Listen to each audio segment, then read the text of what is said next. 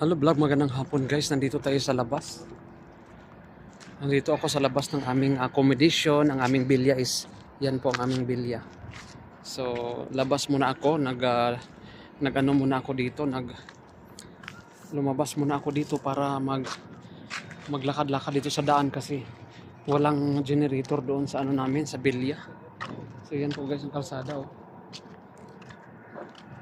So, yan po ang kalsada. Di ba ang ganda ng kalsada? Ang luwag. Yun, papunta naman doon. So, mag-ano muna tayo para may upload ako sa isa kong account, sa isa kong channel. Yan ang ganda guys. Ang ganda ng view. Di ba ang ganda ng view? Ito yung bus namin, no? Yellow bus sa company namin.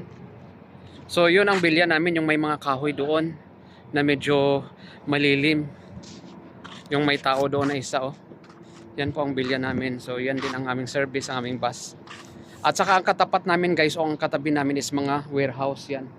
Mga warehouse lahat yan. Yung mga warehouse na parang factory, nirerentahan. So, yan, puro warehouse yan dito guys kasi itong area namin is industrial area. So dito lahat ang mga factory, mga warehouse, dito siya lahat nakalagay kasi ano nga siya,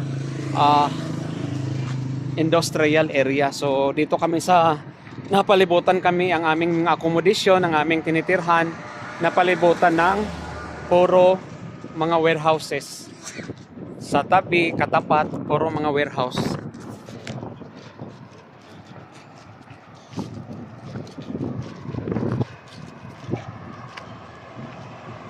Ito kasi ito guys naman, itong sa katapat ng aming bilya, accommodation, bago lang yan, no? Bago lang siya na-construct.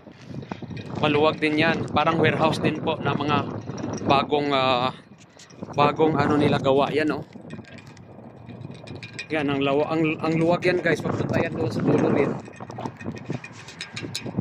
Papunta sa dulo. Kaya nga maraming trabaho dito guys banda sa amin kasi mga ano yan dito, mga warehouses at saka factory. Oo. Yan ang sabi ko sa inyo na bago yan. So yan lang guys ang konti kong vlog. Sana suportahan nyo rin ako sa aking isang YouTube channel, Valencia Official. Thank you so much for watching. Bye bye.